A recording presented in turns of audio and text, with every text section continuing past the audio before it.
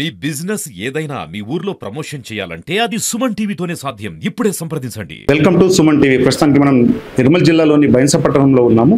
రేపు జరగబోయే శ్రీరామనవమి శోభయాత్ర బందోబస్తు గురించి ఇక్కడ బైన్సలో ఉన్నటువంటి ఏఎస్పీ అవినాష్ కుమార్ గారిని మనం వివరాలు అడిగి తెలుసుకునే ప్రయత్నం చేద్దాం. నమస్కారం సార్.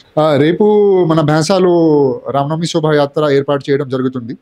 ఇది శోభాయాత్ర గోశాల నుండి రామిల్లా మైదాన్ వరకు ఉన్నాయి. దీంట్లో మన బందోబస్తు ప్లాన్ రెడీ ఉంది. ఆల్మోస్ట్ 250 ఫోర్సెస్ పెట్టడం జరిగింది. ఎస్పీ మేడం స్వయంగా పర్సనలీ ఇది బందోబస్తుకి చూస్తుంది. మన ఒకటే ఇంటెన్షన్, దీనికి శాంతియుతంగా సంతోషమైన చేయడానికి మన పోలీస్ ఫోర్స్ రెడీ ఉన్నారు. రేపు బందోబస్తులో అంటే సిఐలు కానివ్వండి, ఎస్ఐలు కానీ ఎందరూ పాల్గొనే అవకాశం?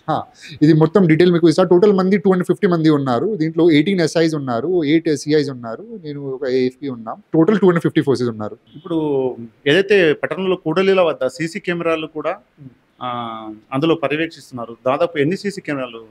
టోటల్ మేము 26 రూఫ్ టాప్ కెమెరాస్ పెడుతున్నాం. దీంతో పాటు డ్రోన్ కెమెరా నుండి కవరేజ్ కూడా అవుతుంది. సో మన రూఫ్ టాప్స్లో మొత్తం రూట్స్ కవరింగ్ చేస్తున్నాము.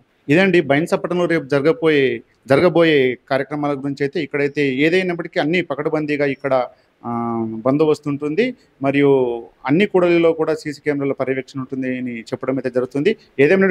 ఏదేమైనప్పటికీ కూడా శాంతి భద్రతలు అందరూ కూడా దృష్టిలో పెట్టుకొని ఈ కార్యక్రమాన్ని శాంతియుతంగా చేయాలని చెప్పడం అయితే జరుగుతుంది.